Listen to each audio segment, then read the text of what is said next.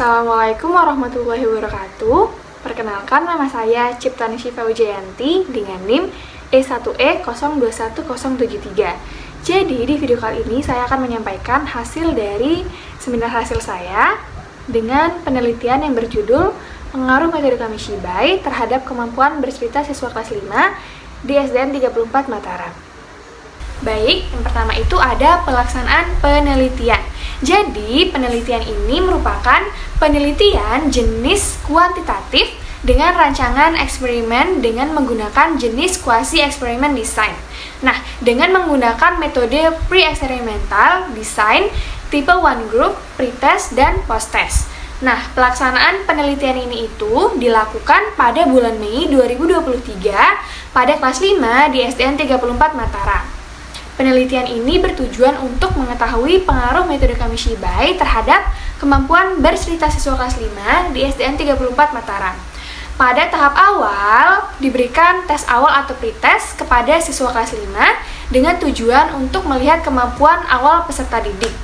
Tahap berikutnya adalah mengajar dengan menggunakan metode Kamishibai. Siswa itu diberikan perlakuan berupa penggunaan metode Kamishibai dalam kegiatan mengajar. Pada tahap akhir di penelitian, memberikan tes akhir atau post-test yang bertujuan untuk mengukur kemampuan bercerita pada peserta didik. Nah, setelah ini itu baru diterapkan metode Kamishibai. Selanjutnya ada deskripsi data. Yang pertama itu ada data tes kemampuan bercerita peserta didik. Jadi, data tes kemampuan bercerita peserta didik diperoleh dari pretest dan post-test. Untuk pretestnya ini bertujuan untuk mengetahui kemampuan bercerita awal peserta didik. Sedangkan post-test bertujuan untuk mengetahui kemampuan bercerita peserta didik setelah diberikannya perlakuan. Data pretest dan post-test yang diperoleh pada penelitian ini adalah sebagai berikut. Untuk gambarnya bisa dilihat pada PPT yang telah saya tampilkan. Jadi, berdasarkan gambar pada 4.1 di atas menunjukkan bahwa pada pemberian pretest didapatkan skor rata-rata atau min sebesar 46,56 dan pada post-test sebesar 4900. Jadi berdasarkan skor rata-rata tersebut menunjukkan bahwa nilai pretest dan post-test memiliki skor rata-rata yang tidak terlalu jauh atau berbeda. Lalu pada tabel 4.2 di situ ada hasil skor tes awal dan tes akhir. Selanjutnya ada hasil analisis data. Jadi berdasarkan hasil penelitian diperoleh data hasil nilai pretest dan post-test kemampuan bercerita siswa yang akan dianalisis. Analisis yang akan dilakukan adalah uji prasyarat berupa uji normalitas, uji homogenitas, uji hipotesis, dan uji pengaruh atau effect size. Yang pertama itu ada uji normalitas. Uji normalitas ini bertujuan untuk menguji data penelitian yang berdistribusi normal atau tidak. Nah, data ini dikatakan berdistribusi normal jika nilai signifikan lebih besar dari 0,05. Sedangkan dikatakan tidak berdistribusi normal jika nilai signifikan lebih kecil dari 0,05. Uji normalitas pada penelitian ini menggunakan uji Shapiro-Wilk dengan bantuan SPSS 22 for Windows. Uji normalitas pada penelitian ini terdiri dari data pretest dan post-test tentang kemampuan bercerita. Disajikan sebagai berikut, ada pada gambar tabel 4.2. Jadi, pada tabel 4.2 di atas menunjukkan bahwa nilai pretest kemampuan bercerita memiliki nilai signifikan, yaitu sebesar 0,679. Dan untuk nilai post-test kemampuan bercerita memiliki nilai signifikan, yaitu sebesar 0,898. Hal ini menunjukkan bahwa nilai signifikan dari data tersebut lebih besar dari 0,05. Artinya, data pretest dan post-test pada variabel kemampuan bercerita tersebut berdistribusi normal. Selanjutnya ada uji homogenitas. Uji homogenitas bertujuan untuk mengetahui data varian yang sama atau tidak. Data dikatakan homogen jika nilai signifikan lebih besar dari 0,05. Sedangkan dikatakan tidak homogen jika nilai signifikan lebih kecil dari 0,05. Uji homogenitas pada penelitian ini menggunakan bantuan ISPPS 2.2 for Windows. Uji homogenitas pada penelitian ini terdiri dari data pretest dan posttest dari kemampuan bercerita yang disajikan sebagai berikut. Jadi, pada tabel 4.3 di atas menunjukkan bahwa variabel kemampuan bercerita memiliki nilai signifikan, yaitu 0,100. Dari data tersebut dapat diketahui bahwa nilai signifikan yaitu 0,100 lebih besar dari 0,05. Maka dapat disimpulkan bahwa data di atas bersifat homogen. Selanjutnya ada hasil uji hipotesis. Uji hipotesis digunakan untuk mengetahui persamaan atau perbedaan antara dua kondisi atau perlakuan. Data yang diperoleh dianalisis dengan bantuan hitungan rumus uji T. Dasar pengambilan keputusan pada penelitian ini yaitu jika nilai hitung atau T-tabel atau nilai signifikan 0,05, maka HA diterima dan HO ditolak. Artinya ada perbedaan atau pengaruh yang signifikan. Jadi untuk menghitung T-hitung, rumus dan jawabannya sudah saya tampilkan di PPT. Selanjutnya ada tabel 4.3 yang dimana itu adalah tabel uji T. Jadi berdasarkan hasil tabel 4.3 di atas dapat diketahui bahwa hasil perhitungan T-hitung T-tabel maka HO ditolak dan HA diterima. T-hitung adalah 6,47 sedangkan T-tabel ada 2,064.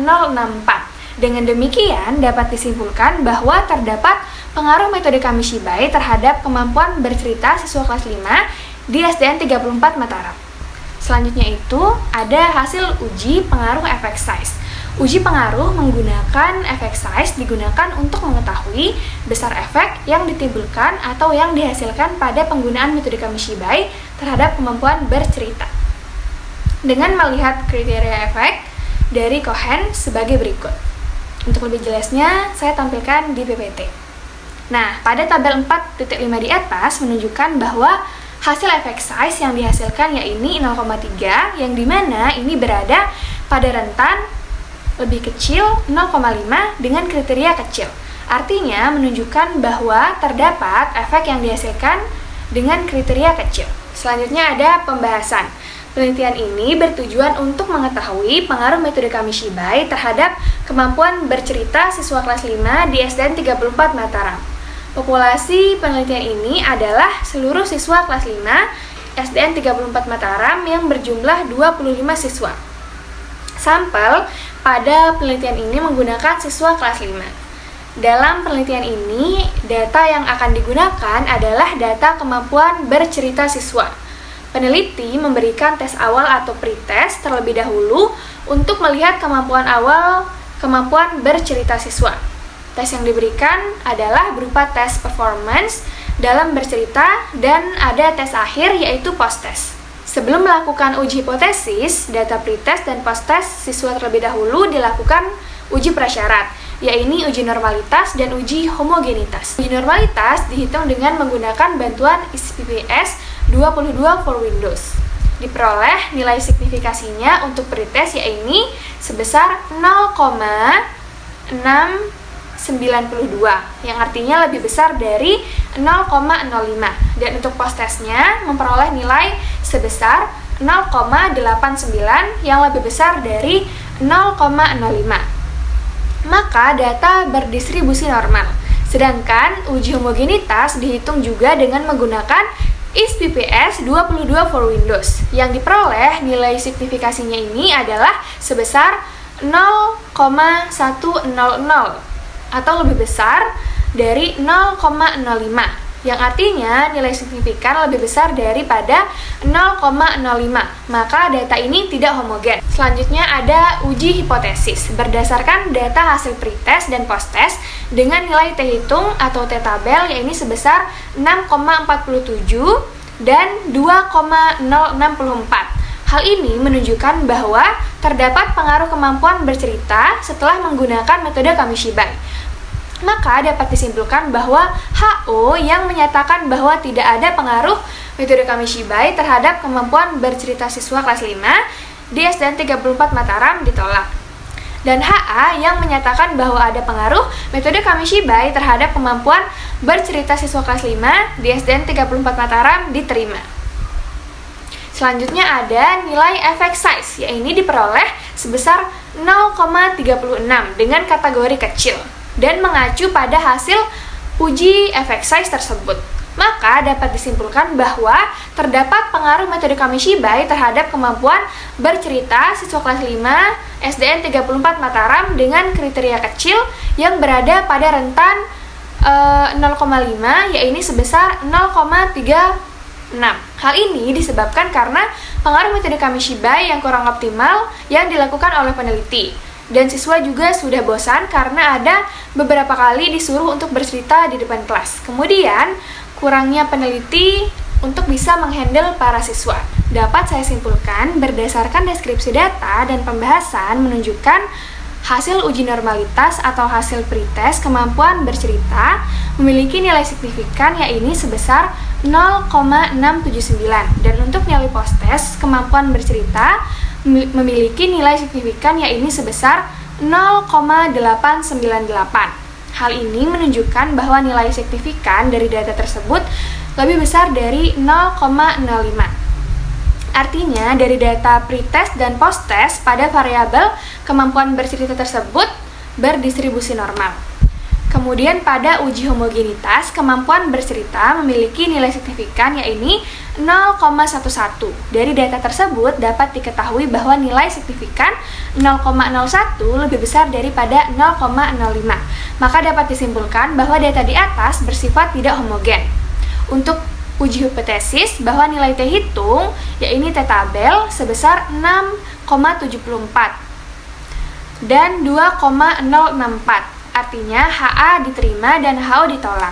Maka ada perbedaan yang signifikan pada penggunaan metode Kamishibai terhadap kemampuan bercerita siswa.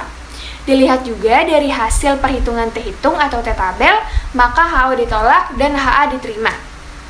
T hitung adalah sebesar 6,47 dan T tabel sebesar 2,064. Dengan demikian dapat disimpulkan bahwa terdapat pengaruh metode Kamishibai terhadap kemampuan bercerita siswa kelas 5 di SDN 34 Mataram. Sekian video seminar hasil saya. Terima kasih sudah menyaksikan. Semoga bermanfaat. Wassalamualaikum warahmatullahi wabarakatuh.